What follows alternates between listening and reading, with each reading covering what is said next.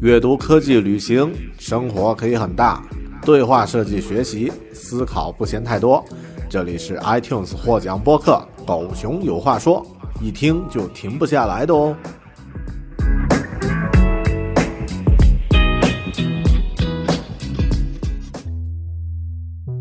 Hello， 你好，这里是独立知识型脱口秀《狗熊有话说》Bear Talk， 我是大狗熊。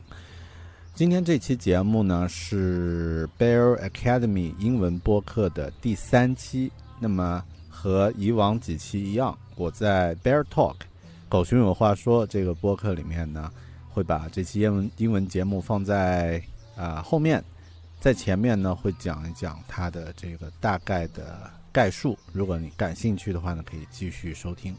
这期节目我采访了一个非常有意思的南非设计师。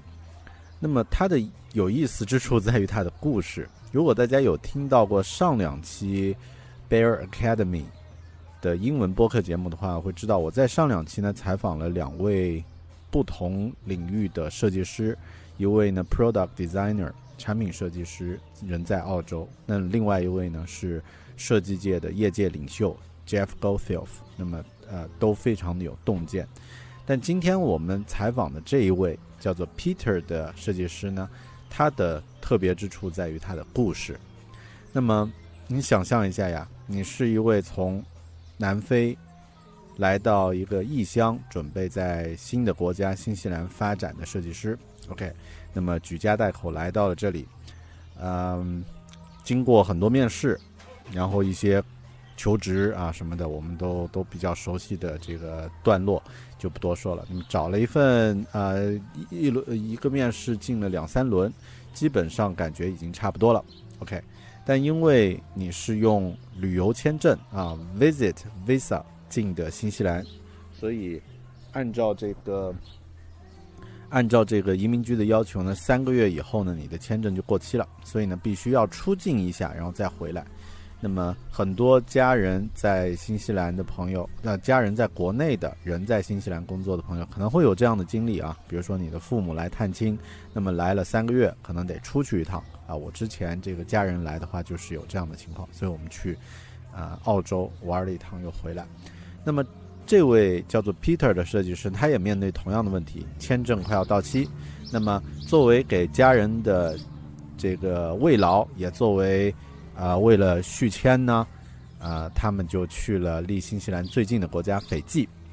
那个时候呢，大概在3月中旬，新冠疫情呢已经开始出现，而且已经有传闻说可能新西兰要对边境采取一定的动作。OK， 可能是准备封锁边境。那么这位哥们儿呢，他也咨询了一些专业的人士，都说应该没有那么快。OK， 那么就定了一个3天的这个旅行的行程，去斐济热带小岛去旅行一趟。结果呢，他们在这趟旅行的中途，新西兰突然宣布封锁边境。当天午夜，这个禁令生效。那么他们来不及从斐济回到新西兰，于是呢，全家人一家4口他和他老婆还有2个孩子都被困在了斐济这座热带小岛上。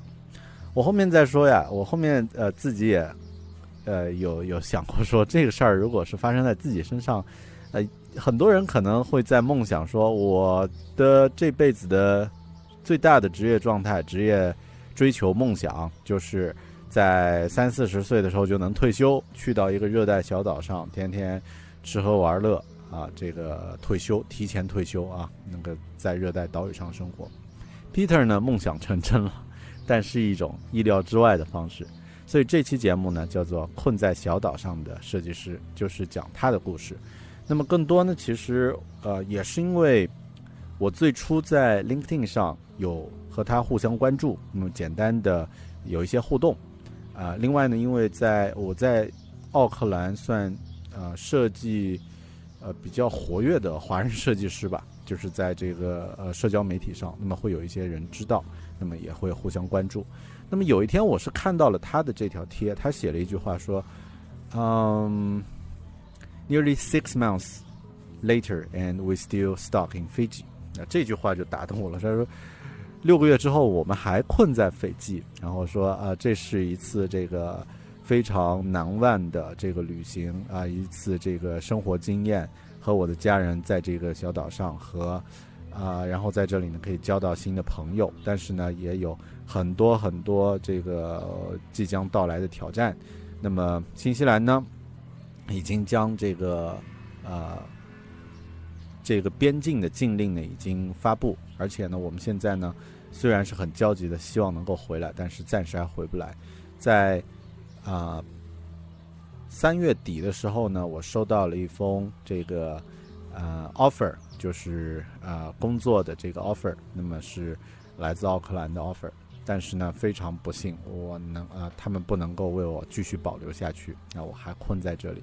那么后面呢曾经是个人的一个业余爱好，就是做一些这个 freelance 这个自由设计，这个本来是一个业余爱好，现在变成了我的主业。那么我成立了一个设计工作室，叫做 Shine Up Studio， 然后呢现在在网络上已经正式建立了，然后也欢迎大家能够去看看，然后呢给我发一点这个相应的，如果有工作机会推荐如果有客户推荐谢谢大概发了一段这样的话。那么我马上就被这个故事打动了，因为它离我那么的近，也和我的生活经历呢会有一些交集，然后也让我在想，如果是你碰到这样的这个经历，你会怎么去面对？你怎么把生活抛给你的柠檬变成柠檬汁，变成这个变成这个甜的东西再返还回去呢？所以呢有了今天这期节目。那么如果你感兴趣的话，如果你对 Peter 和他家人的故事，他在斐济如何这个在热带小岛继续做自己的设计的这个经历感兴趣的话，请继续收听这期播客《困在小岛的设计师》。 Hello and welcome to Bear Academy Podcast. Here we talk things about design, productivity and technology. I'm your host, Bear, a UX designer who lives in Auckland, New Zealand.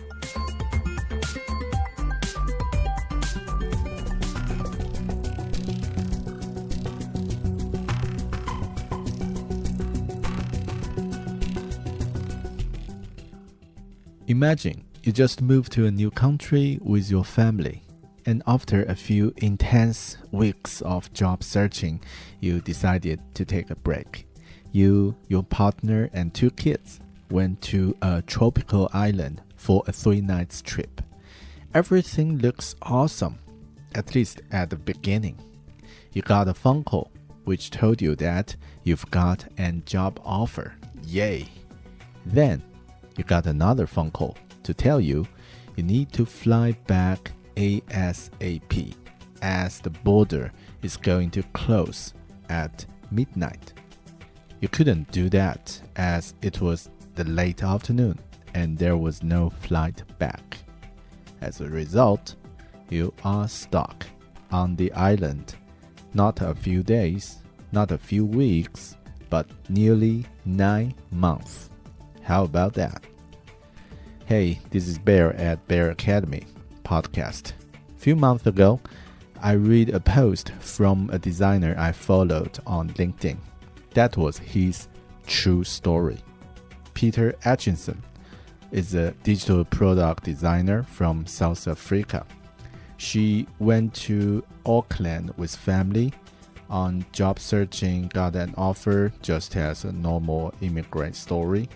And then he needed to leave the country to renew their visas. And then they chose the nearest country, Fiji, to go. And now he's living in Fiji for 8 months and founded a design studio on the island. In this episode of Bear Academy Podcast, I invited Peter to share his story and how he coped with the situation in different ways. When life gives you lemons, make lemonade. remotely.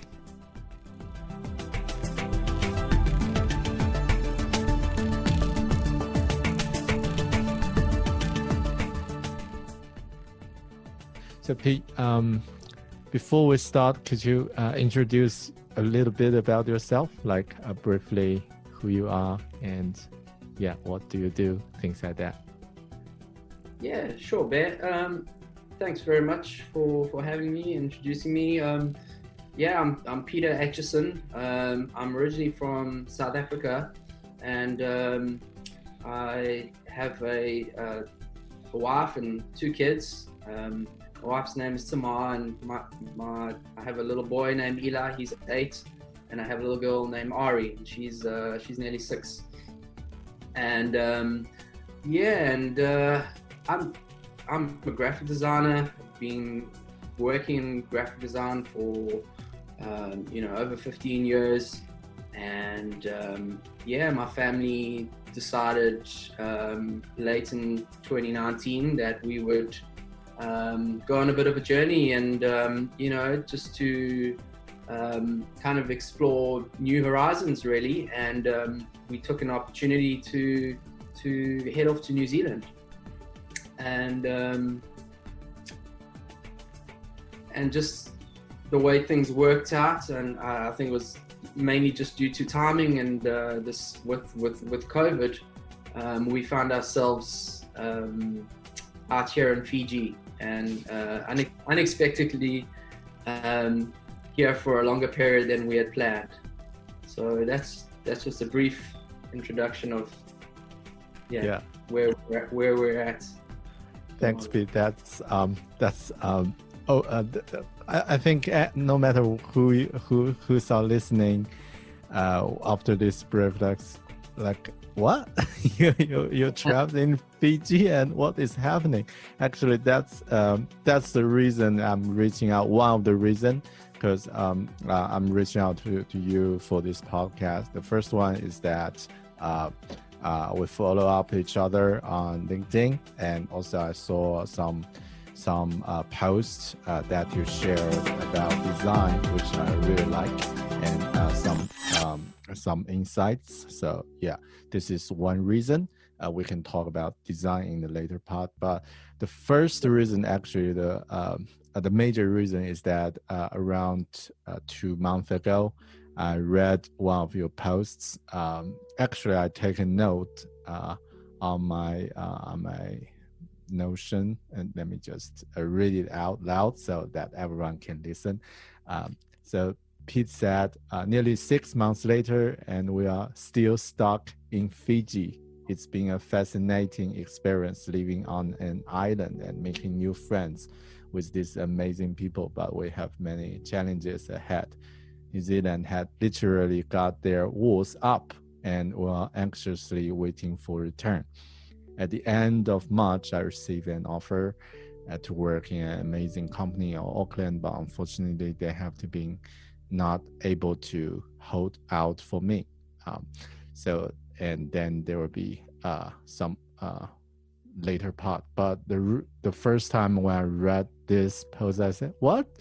So this whole guy with his family went to Fiji for a holiday and trapped there. This is what I'm thinking. So could you let us know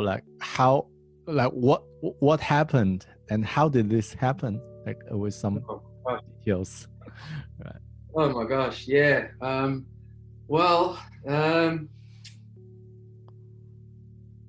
Basically, we traveled to New Zealand, and we had multiple entry visitors visas for New Zealand. So that only allows us to really stay in the country for 3 months at a time. But it does allow you to look for work and apply for jobs, but as long as you renew your entry, so by going out of the country and returning, And I've known about this way of sort of finding work in Fiji from other people, and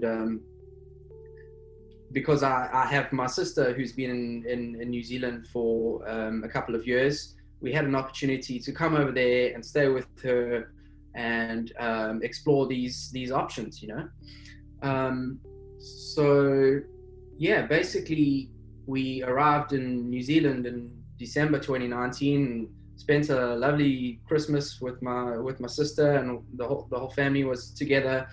And I started with the job hunting and recruitment process. Little did I know that Auckland sort of went quiet over December. I couldn't believe how dead it was, and especially in the recruitment field. But things started to pick up towards the end of January and February and that. And I got some interest and went for a number of interviews and some really interesting companies and places I would love to work. And then I got one lead with a really amazing company. I'm not sure if I should mention who they are, but in any case, they're in Auckland and they've got an international digital product, and it was really exciting to me. The technical side of it really intrigued me. But in any case, I went through the process, and that included the initial interviews,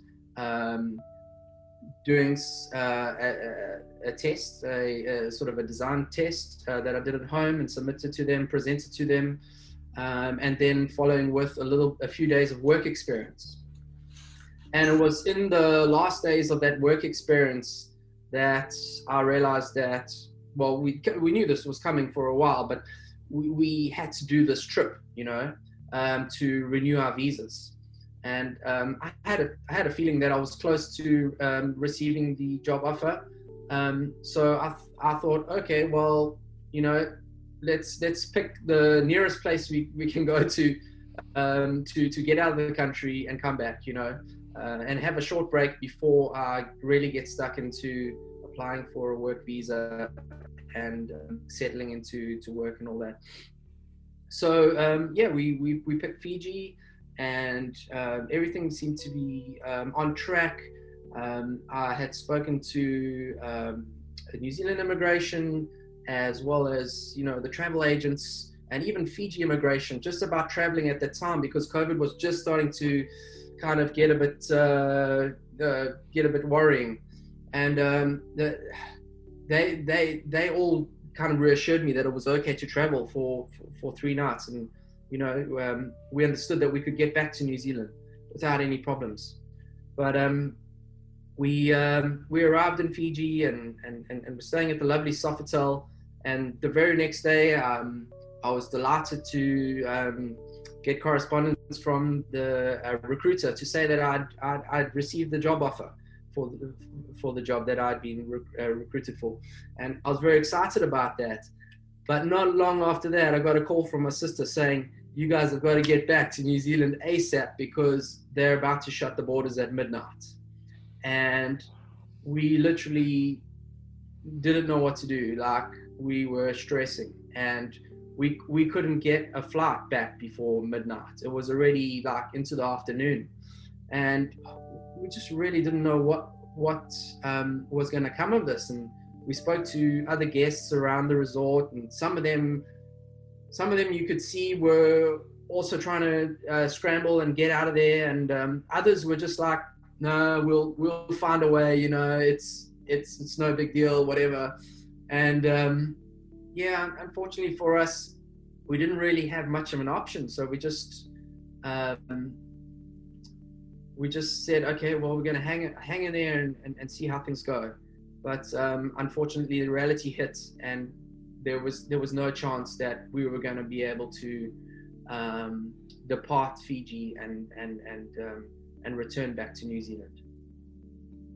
Wow, that's I just can't imagine, like it happened on the same day. Like the first call you got is an job offer call, which just bring you to the top of the world, and then second call is that something's gonna happen and you need to go back as soon as possible. So and especially thinking about with family, to hear those news together, and also like you mentioned that immigrate and the or the authority got you the insurance that it will not happen like this. So before, I think that's really dramatic and something I think is really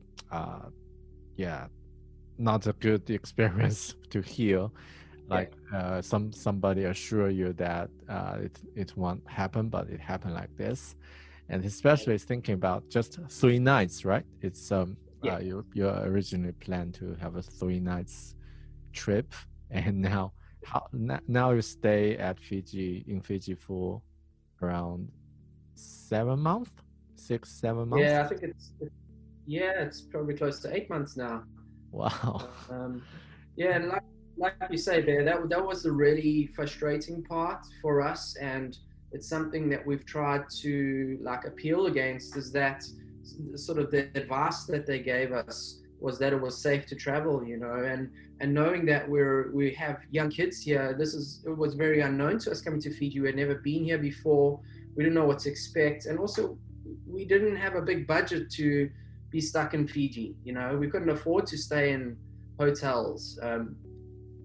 So we appealed to, Immigration New Zealand have a system for applying for a special purpose to return to New Zealand. And we've applied over, 7 or 8 times, and we've been declined every time. And, most of that has been on humanitarian reasons. And we've tried to plead our case that, all of the above reasons and the stress and trauma that it's caused my family it's been difficult to accept that it seems like it's fallen on deaf ears, and they seem to have put us in a category of all migrants that have left the country and stuck outside the country. There's no particular empathy to our case, even though we're in Fiji and there's literally no risk of COVID here. There wouldn't be any risk of us returning to New Zealand, and it's just been a hard pill to swallow. Wow. And because I've heard some other stories about like immigrants or some people is during the applying the visa, and also got a lot of trouble because of the immigrants. So so that's I just feel those people just don't have some basic empathy or just a little bit flexibility. So it should be not as hard as this. And but that's something don't know, cannot change, or just cannot change by ourselves. So probably it will be good to focus on the things you can control rather than complain. Also, that's really important to just let them do the things in a better way, but it's probably in a long term, and for everyone, every individuals probably will need to focus on our daily like what we can do to change it or to take the control. And so that should be a really hard experience at first, but how did you and your family cope with it? Like what did you do after that, and during this 9 month, this 8-9 month, what did you do during this period? Well, I would say that we have been very blessed and very looked after by, or should I say, supported by friends and family who, in particular, my sister, who is in New Zealand, she has been an amazing support, and through her and her boss, who she works for, they had some contacts in Fiji on an island resort. And while pretty much as the news broke that we were stuck, and I think they understood where we are at, and they realized that we couldn't really afford to stay in for an extended time in the Sofitel, for example, we'd have to find some sort of alternative accommodation. My sister and her boss reached out to these guys at this island resort, and they offered to take us in, kind of almost like refugees. At the time, the resort was just about going into lockdown, so I think fortunately for us, they didn't have any guests here, and they had room to take us on. They had a little cottage here that they could put our family in, and we sort of had an agreement that I would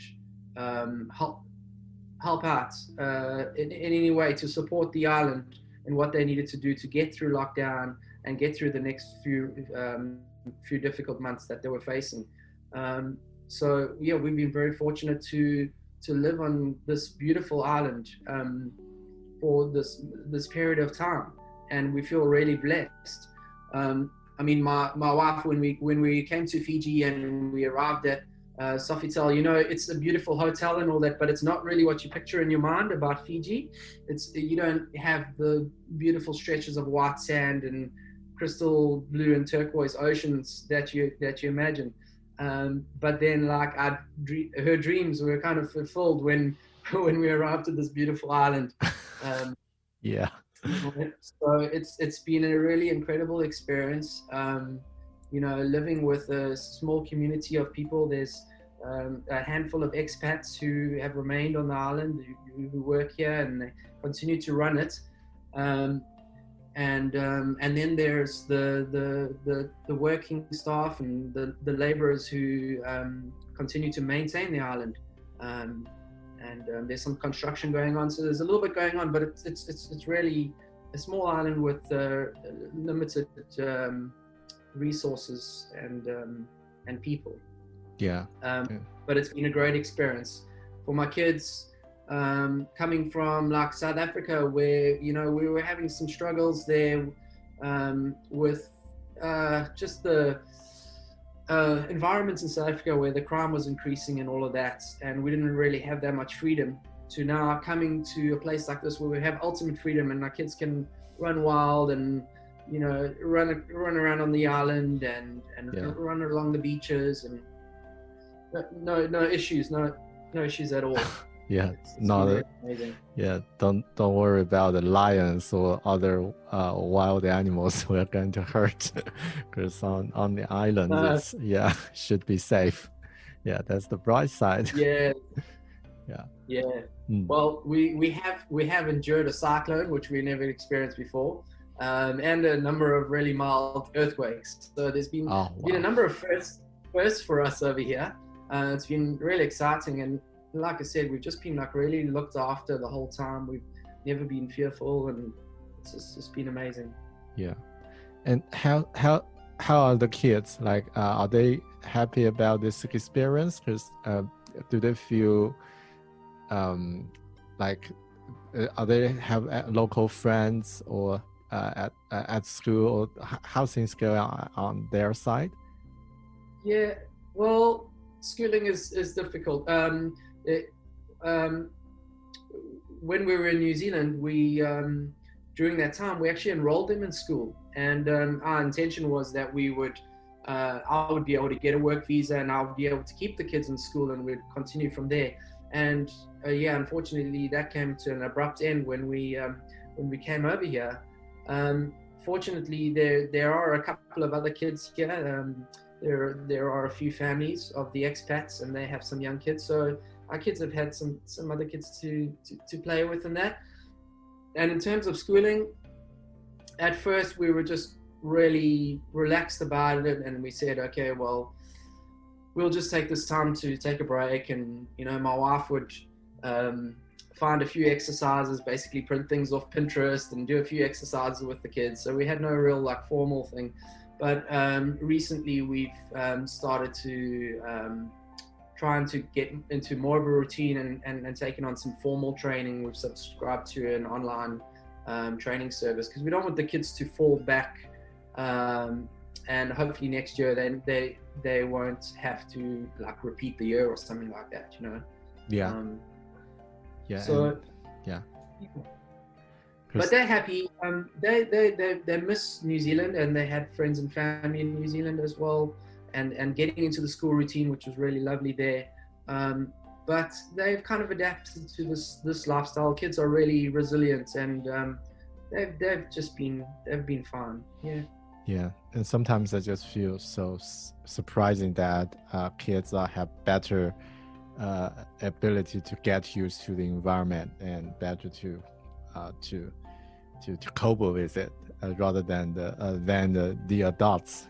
Sometimes I do find that yes, it's really amazing, and yeah, it's great to hear that they love the environment and have fun with friends. And also because myself was also is also a little girl's dad, so I can imagine like how like if it's a short term, like a few days or even a few weeks, that's all right. So just be flexible and let them have fun. But if it's lasting for like more than a few months, and you probably start to think, yeah, I need to do something to keep the momentum rather than just let it go for a whole year or for a few months. It's start to worry, and yeah, I can imagine. And for my wife, probably just a week, she will lose the control. like she totally panic, like how things going. Yeah, and great to hear that. What's the hardest thing? What was the hardest thing for you to think like during this experience so far? What's the biggest challenge like for this whole journey? Well, I'd say the biggest challenge for us has been financially, because I left a really good job in South Africa, and I was earning well, and I was really satisfied in my role, but we made the decision that this journey was to better our life, and it wasn't really about a financial thing, and in some ways maybe it was a risk to not have a huge kind of emergency savings on board, but it cost us a lot to get to New Zealand and the whole process, and being there for the first few months depleted a lot of our savings, so coming over to Fiji was almost like a last resort, and everything seemed to be aligned for the next steps, and we imagined that it would be seamless, and we would be okay. But COVID had other plans for us, and so we really had to. It was a real big wake-up call, and we were put in this position where now I'm without work, I'm without an income, and how are we going to make this happen? Yeah, just can't imagine like if I have the same situation, what will I do? But I think people will have really potential like ability or just a power to get over it, and it's sometimes we underestimate our ability sometimes, and just think probably I can't do this, and I will never do this or things like that. But actually, if you put on the situation and you find a way, and and after that, like a few years later, it will become a great story for kids and for other people to tell. But during the process, it probably seems like an endless all the things are happening at the same time, and I just so impressed about what you experience of this experience, and I sometimes also put it on my head and think about it. What will I do? What if it happened on me? And and how to cope with it. So probably if you so let me ask this what if question. So if you have the chance to do it again, but also like the same, it happened, and you need to stay at the island at Fiji for 9 months, maybe even more. So what will you do differently this time if you have another chance to do it from the beginning again?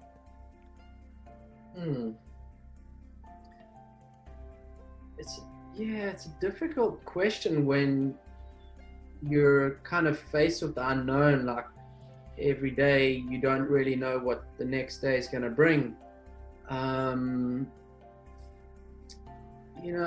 I often think about what I would have done differently, and I go back to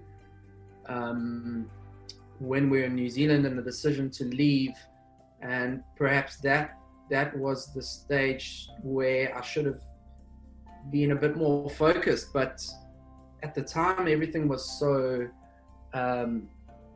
sort of confusing about the virus and the information we were getting from immigration. Like, we trusted that. We felt like we were following all the steps we needed to, and we still landed in this situation. I think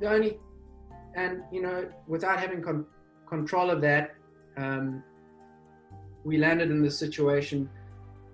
And if I have to think about how I would do things differently, it may be that I would just start with doing what I needed to do for my family sooner, in terms of that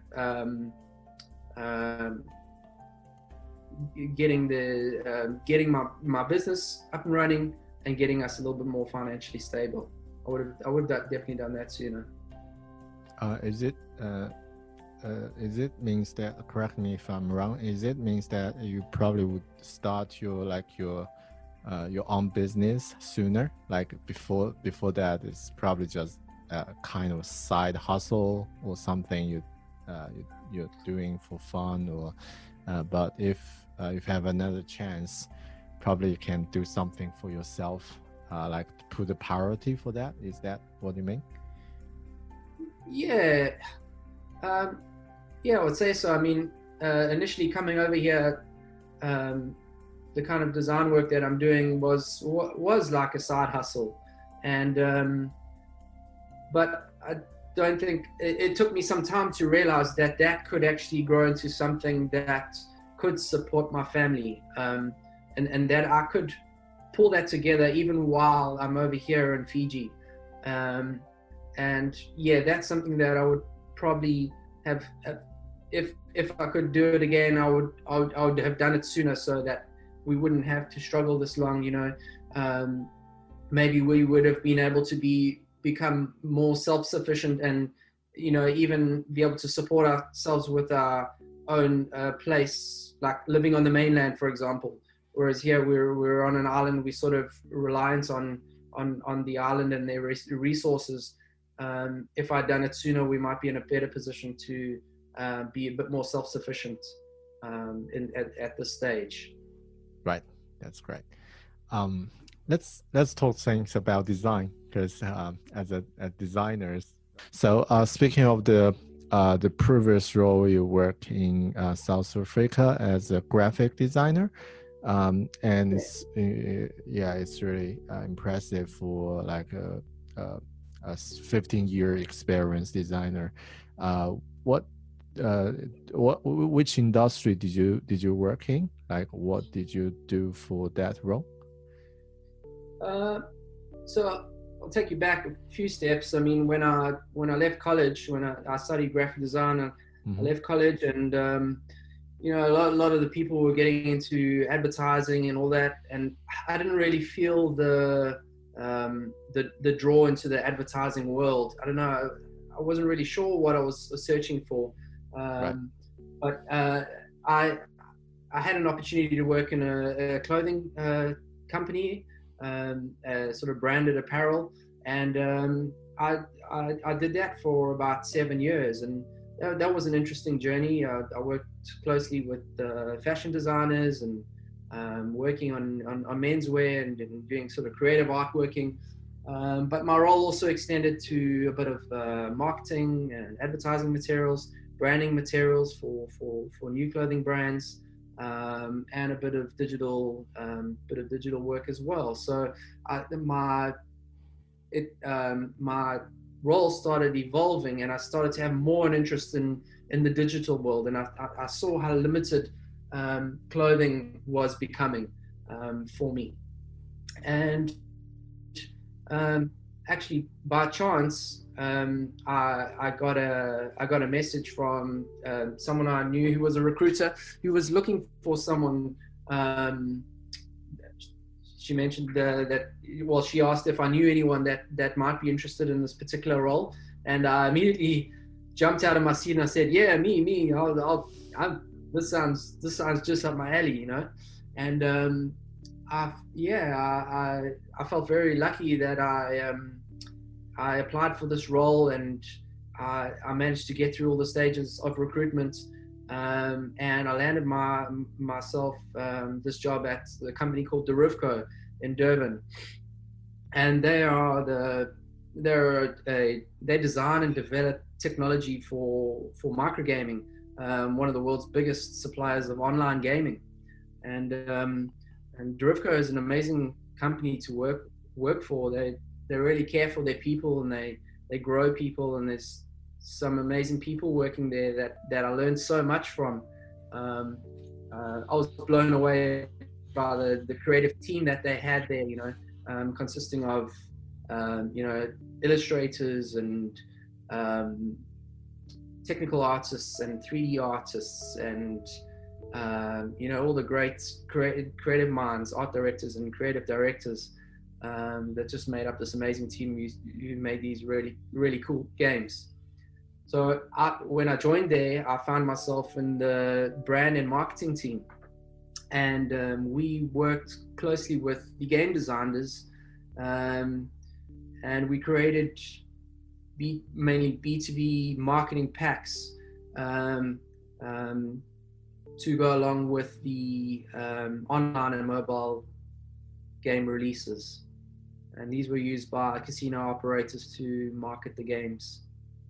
So after the game was developed, then you you support marketing for all the materials and resources. That's right. Yeah, that's right. So we had a little team of also talented people. Some of them talented in animation and copywriting and all that sorts. And we created this range of marketing materials to go along with the releases of these games. And it was a really exciting place to work. You know, there was definitely pressure and there was a big learning curve, but I enjoyed that thoroughly. And then a couple of years into working at Derivco, they underwent some changes and they kind of flipped things around a bit, and I was offered a role in a game design team for one of their products, and that to me was it felt like the next step for me, and I really enjoyed it. I was involved in another team with guys that our responsibility was to create games, both taking existing games and applying them to a new sort of platform, and also originating new games of our own, which was really exciting. So yeah, that was a really great experience. Yeah, so which means that at first stage you being involved, you were involved in the marketing stage after the game was developed, but then in the second stage of your career as a designer, you've been involved in a game design team, so that you can like contribute design for the game is on the process. So that's super cool, because I also find that like some game designs totally something really complex and really involved with like psychology, user experience. So it should be really fun to work for a team, and also as a designer, that's always good to have some different experience from different roles. And then when you went to New Zealand, so did you also looking for similar roles like other game industry, or just like general tech or innovation industry? So that was a bit of a realization for me when I came to New Zealand. Well, I had done a bit of research before I came over there, but then realizing that there wasn't this sort of gaming industry that I was used to, not in the same kind of line existing in New Zealand. I mean, there are some gaming companies, but I think they're more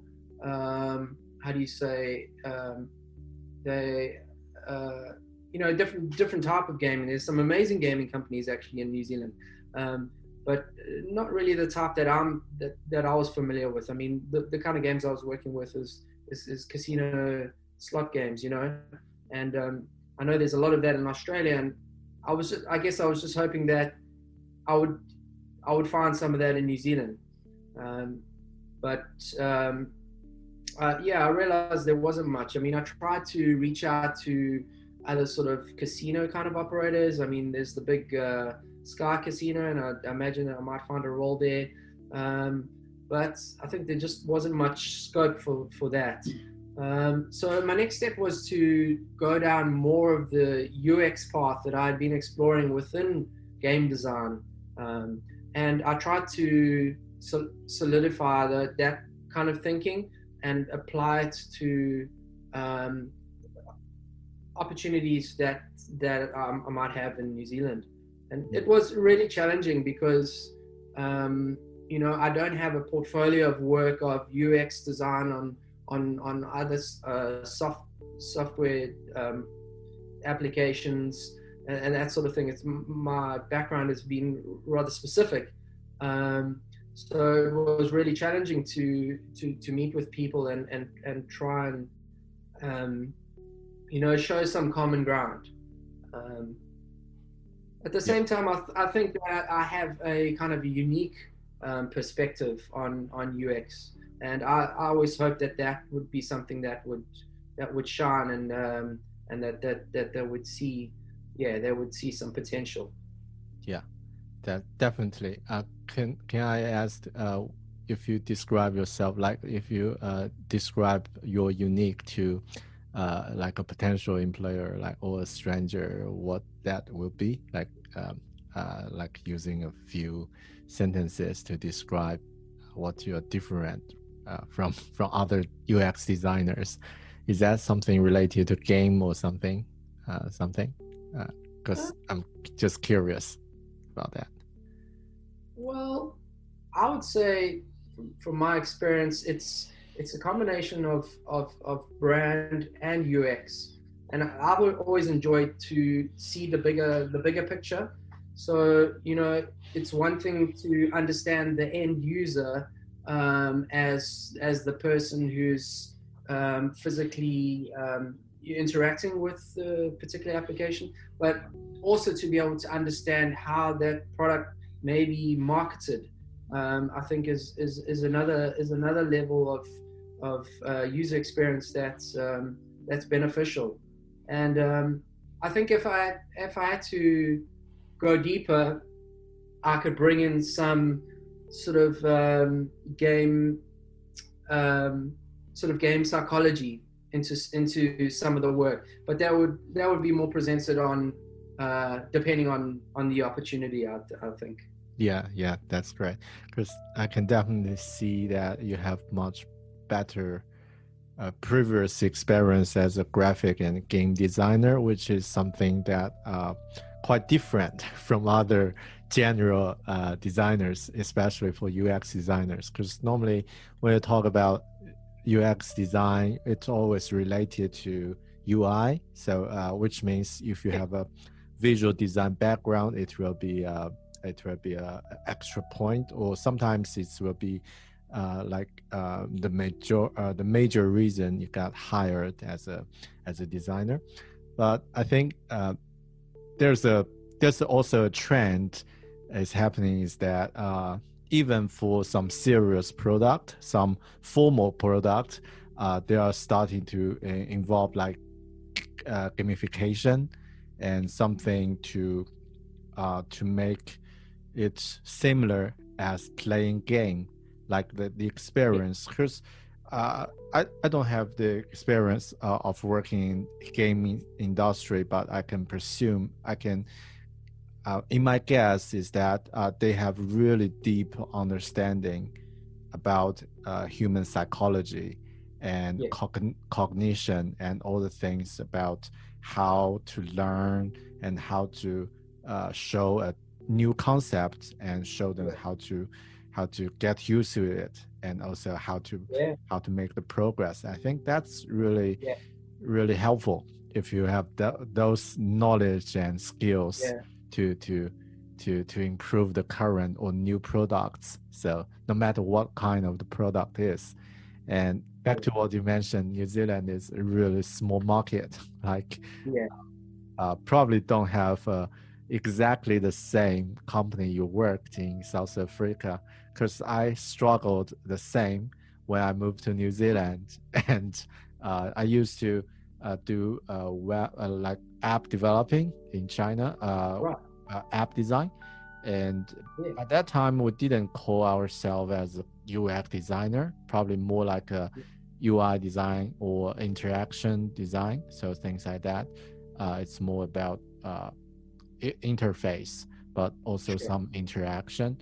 And when I moved to New Zealand, I started to refocus my career back to design and start to look for job opportunities, and find it's quite different from other places, even different from other like Western countries, according to what my research is. But then try to get used to it, and also take the like find a better position about yourself, and also build a strategy. I think that is something also related to actually the job searching, or find like the career of ourselves is also an UX design. So ourself is a product as well. So we need to sell ourselves to different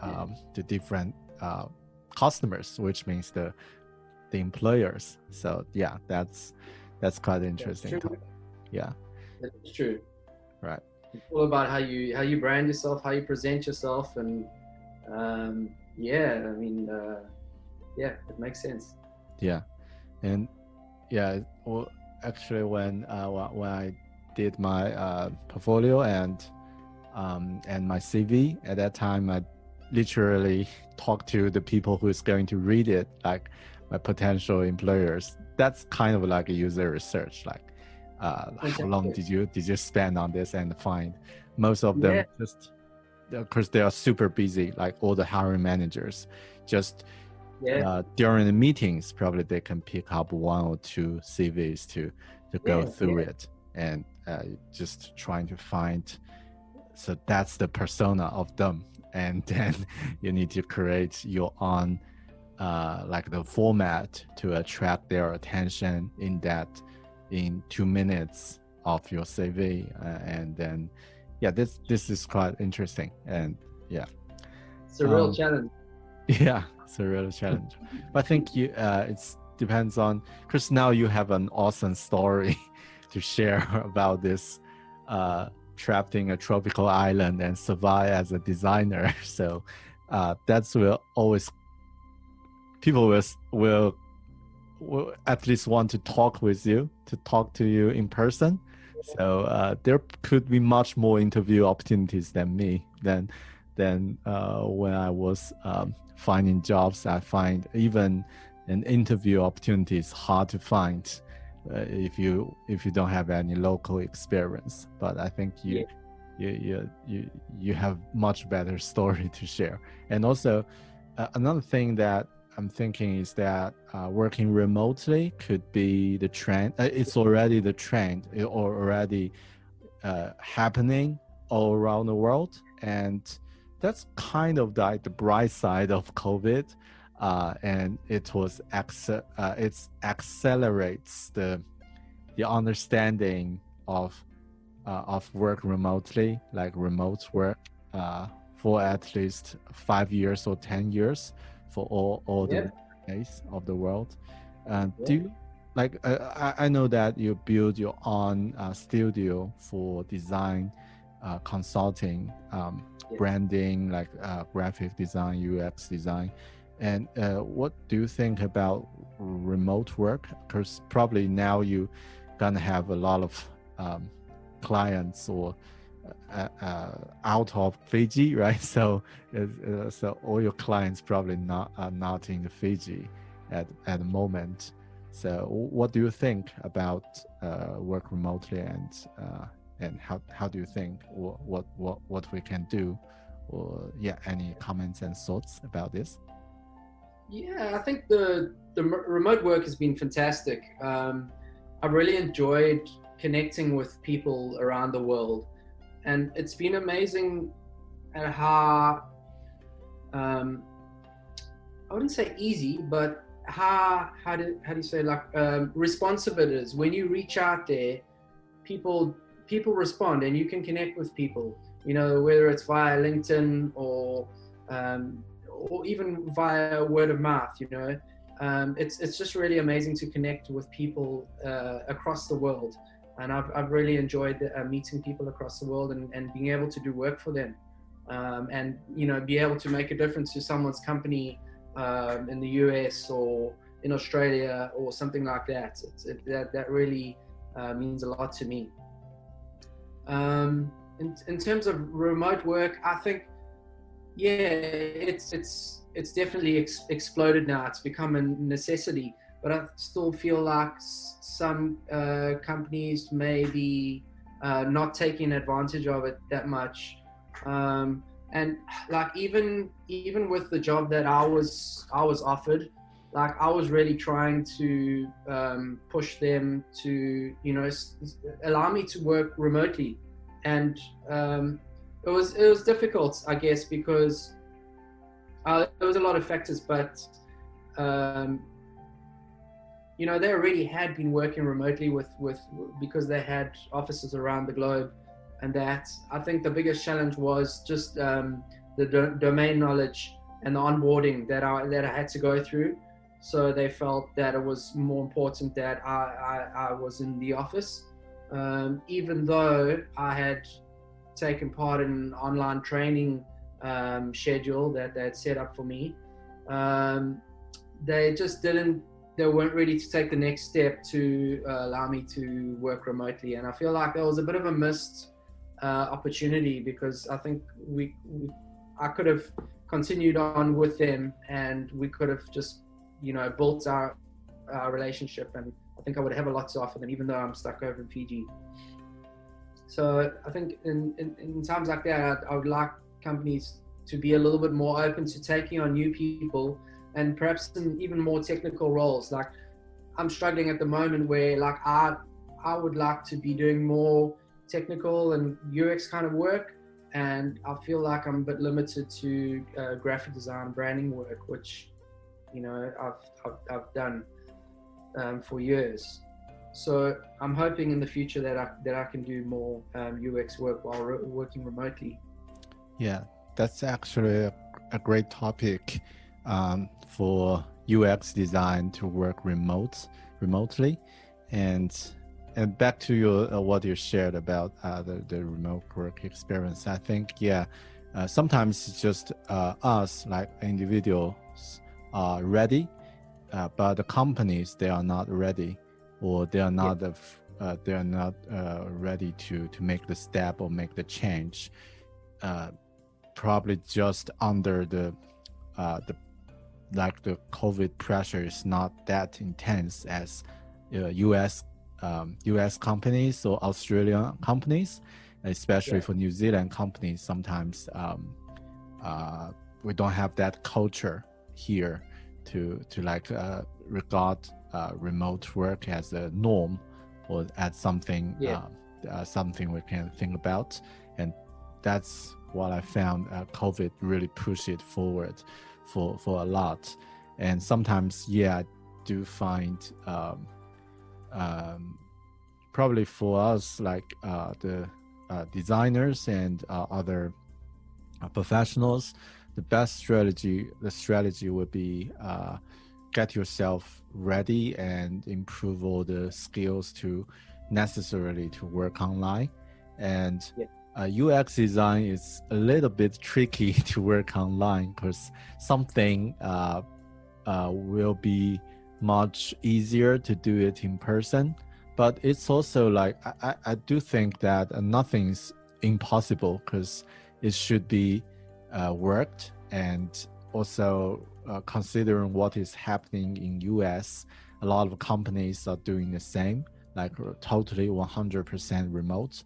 And UX designers, they used to like facilitate workshops in person, but now we need to do it online. And actually, after a few practice, you find it works fine. And also, I think we are all in the broadband, like the bandwidth is much better than a few years before. So which doesn't change a lot. And also people get used to it. And now we're trying to take the advantage of it. I think that's really helpful. Like just this week when I was working, we did a remotely design sprint workshop. So two guys in Australia, the facilitator they are in Australia, and us in the office of Auckland, and there's another guy probably in Singapore or somewhere. But it's just like it works fine, and everyone share the drawing sketches, send it immediately on the screen, and the facilitator can share can walk through one by one, and we can vote online. So it's something like now we get used to it, but if we think about like 5 years ago, it's impossible. Like it's just like black magic. Nobody can think like everyone can work online with a workshop, can vote, can do things like that. That's just impossible a few years ago. But I think that's something we need to, like as individuals, we need to get ready and be prepared. Probably reach out for some opportunities that some companies offer remote work experience, remote work like opportunities. Actually, that's what I did during the second lockdown of Auckland, because at that time my previous role was disestablished, so I was redundant. I was laid off, and then during that time I was looking for a new job, but also I think probably I need to find some other opportunities can put myself in a better position.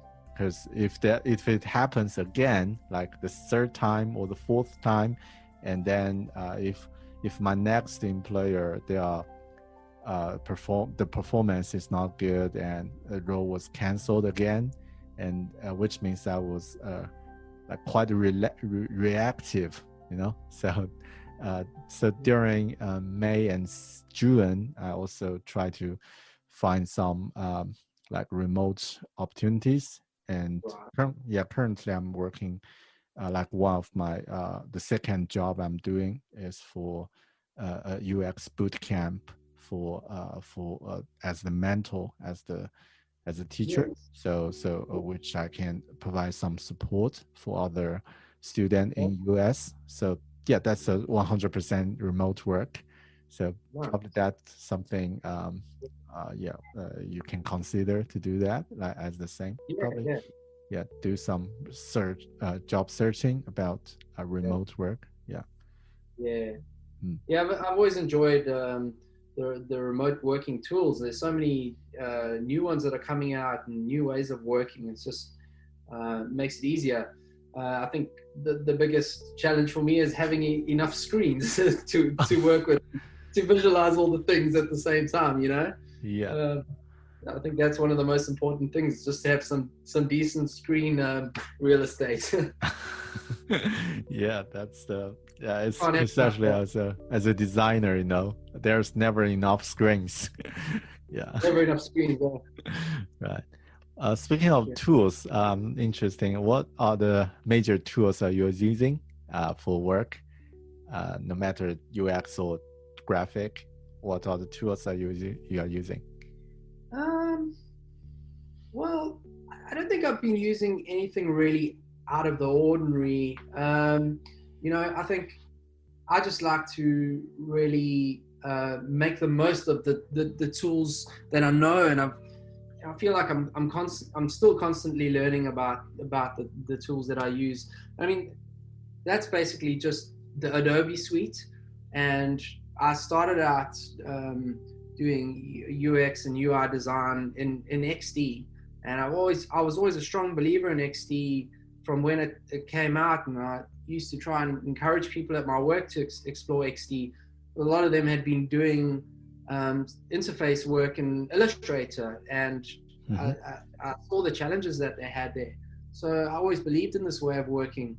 The Adobe suite has been pretty faithful to me. And like I said, I like to really make the most of it and explore ways of working within that suite. I have explored working in Figma, and I've checked out Sketch, and I feel like I could easily adapt to those if that was the requirements, because fundamentally I understand the way it works. But for me, like I said, Adobe Suite's been pretty faithful to me. Yeah, that's actually what I'm thinking, is that if anyone has previous experience working in fashion or other industry related to graphic design, probably Adobe Suites will be the must-have, or something like pretty essential, and it does the great job on all different perspectives. So and also for me, it's probably the same. I use Adobe Suites a lot, but recently, my previous two jobs are just focused on the digital product. So they require Sketch are like the common standard for all the designers are using, and I do like it. It's quite light and easy to use. And Figma is for my personal project. I do find it's really helpful. Like if you want to build a landing page for yourself, or portfolio, or just an interface of an app, it's much easier and much faster. And also the design system is building in Figma, which is awesome. Yeah. Do you use any other collaboration tools to share with designer or other clients, business people? For example, whiteboard tool, Miro, or other tools? At the moment, not so much, but in my past, in my previous position, I explored those options. The company I worked for was quite a big company, so they weren't always open to introducing new technology, because they had a lot of their own existing technology. Even though I might see benefits in products like Miro, and I'd used Miro, and I'd used InVision. They're free hands, and InVision have some really cool tools. I actually learned a lot about UX through InVision's blogs and all that. So I used to experiment with those tools, but none of them were really fully accepted. we used mainly, I think it was also that it was a lot of development focused, the work. So we would use our Confluence and Jira and those sort of things for our communication and collaboration, that sort of thing. Yeah. It's all tied into the project management system and all that. So yeah, there's always a push for design to represent their own tools. Yeah, I think it feels like we need to chasing the latest tools, and it's always like after a few years there will be a new kids in town, and you need to get used to learning something new. But some fundamental things were always the same, if a designer, color, typeface, all the things probably the same. And for UX, like people are always the same, so people doesn't change. That's great. So I don't want to take too much of your time, Pete. So probably just two last questions. I noticed that you created a studio, Shine Up Studio. So currently that's for all the design consulting service. Is there anything that you think the people who are listening might be interested, or is there something you want to talk about your studio? Well, Shine Up Studio, thanks for asking. It's, it really was my side hustle, which has become my main hustle. And it's been an interesting thing. Like I always, since I left college, I think I always had these dreams of running my own design studio or collaborating with a few other like-minded designers, running like a sort of collaboration. But I never really, I think I was always chasing my career, and I never really took the steps to like brand myself or anything like that. And it was great to have this time to reflect while I've been out here and really think about like what is my brand, and what I stand for, and what can I offer people.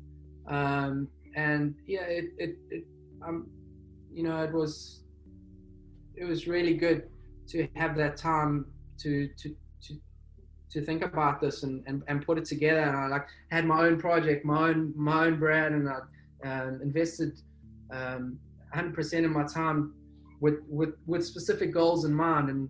And I really enjoy having that time and space to work on my own thing. And I feel like it has a close connection to me, and like I said before, I really just enjoy meeting people from around the world and being able to contribute to their business in some way. And I feel like some people, even if they have a small business or they're just starting out, they think that design is not accessible to them. Maybe it's too expensive or something. But I think there's always a way, and I think that's why little studios like this, like myself, are able to offer them solutions. Whether it's a small company or you have a bigger company and you need to fulfill some of your marketing needs, that kind of thing.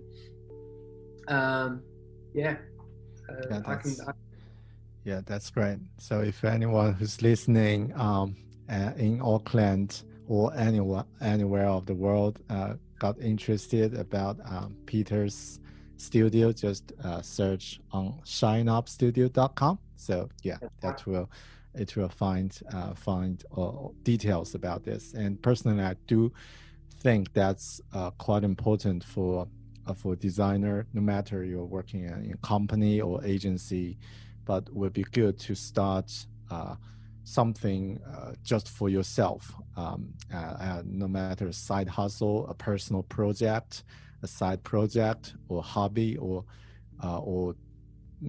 anything. But it will be good to invest some time on yourself, on the project you are interested in. And I know it's really hard for someone who's already working in a really fast pace work. Because in that scenario, everyone's like, you probably just focus or don't have enough energy or attention to do something for yourself. But that's actually quite important, and will be always good in the long-term perspective. So if you invest on yourself, that will definitely get more return than you. So that's I agree, and you know, I think doing work on the side has always helped me in my career. Like even when I was working in the clothing industry, I knew how limited that kind of work was for my portfolio. So my side hustle was the thing that helped me do more digital work, you know, and do more brand and marketing work. And I think that was the thing that helped me reach my next role. And so I agree. It's definitely a good thing. Right. Yeah. Speaking of the portfolio thing, improvement is also when a designer working large company, sometimes you find the design progress is moving quite not as we thought. Sometimes quite slow, and as an individual designer or as a sole trader freelance designer, if it's just yourself, probably it's moving much faster, and it's so easy to push the progress. But it's also like it need to balance. If it's just a self project, you might lose yourself. Like you might lose the balance. Just 100% of the opinion from yourself. Probably also need to do some teamwork and research for that. So that's another great topic. Probably we can cover that in another call. But yeah, that's great for like Pete. That really appreciate your time today, and impressed about your story and how you and your family just settled down in a really uncertain environment, and without enough resource. That's really impressive, and I do believe that's a lot of people are interested about your story, but also will like they can see your personality and how you cope with this. So which can really as the benefit, or as the if you can do this for your in your personal life, you probably can do better in the professional job environment. I think a lot of employers will think in this way, but also I really looking forward to see your personal business is growing, and probably we can have some other chance to have a chat about some specific topics. And by the way, do you have any questions or anything you want to ask me? Sorry, I just keep it at the last part, but do you have anything you want to discuss or talk? I think I also have some questions, and I'd love to talk to you more and further in detail, and it's probably for a call in the future, perhaps, Bear. I just also really want to thank you for reaching out to me. I think you're doing a great job at putting yourself out there and meeting new people, and I enjoy listening to your podcasts, and I always love hearing about different companies and how they deal with their problems and all of that. I think you're doing great, and I'm really happy that I've met you. I hope to return to New Zealand and get my path back on track, and hopefully we can meet up and spend some time together, have a coffee or something. Yeah, definitely. That's looking forward to meet in person. And like what I mentioned, if you have any questions or a specific topic, just send me a note and we can schedule another podcast to just go deep, deep dive on those topics. Yeah, I'm happy to do that. And all the best to you, Pete, and for your and to your family. Okay, and talk to you in the next one. Right. Have a great. Is it afternoon in your at Fiji? In Fiji? Yeah, right. It's afternoon. I think we're just 1 hour behind. 1 hour right. behind you. Yeah. So I'm going to go play some cricket now with the guys on the island. Enjoy my afternoon. Oh, that's great. Yeah, I gotta pick my little one. So yeah, not that exciting, but still something I need to do. Right. All right, man. Cool. I'll enjoy it. All the best to you and your family. Yeah, thank you. You too. Have a great evening. Bye, Pete. You too. Cheers, Bye-bye. Bye.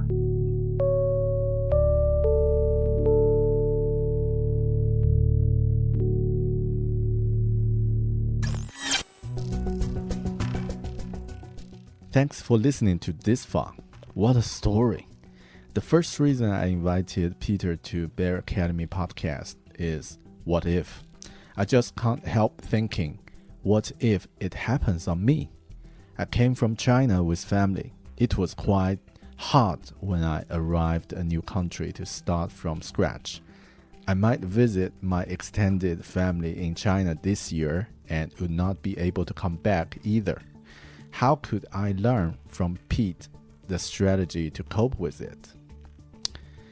That's the first reason I invited Peter to join us to share his story.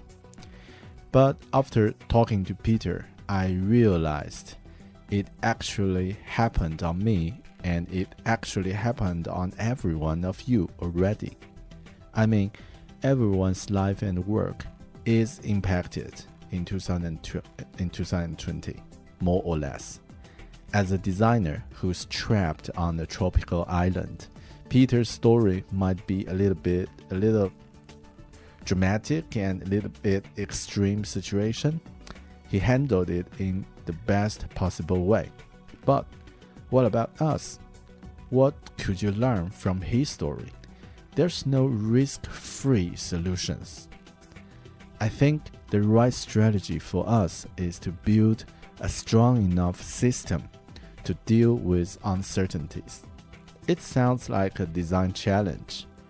If you are listening to this far, I invite you to take this challenge, to imagine how might I build a personal strategy to better cope with the situation if I'm in Peter's shoes.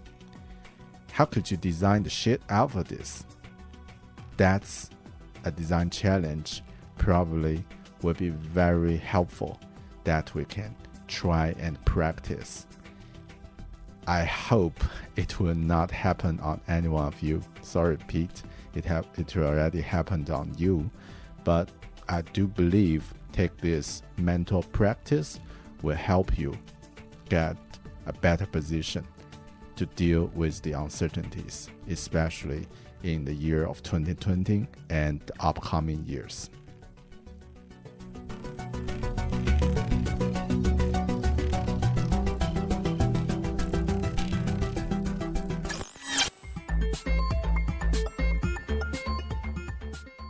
Thanks for listening. I hope you enjoyed this one as I am.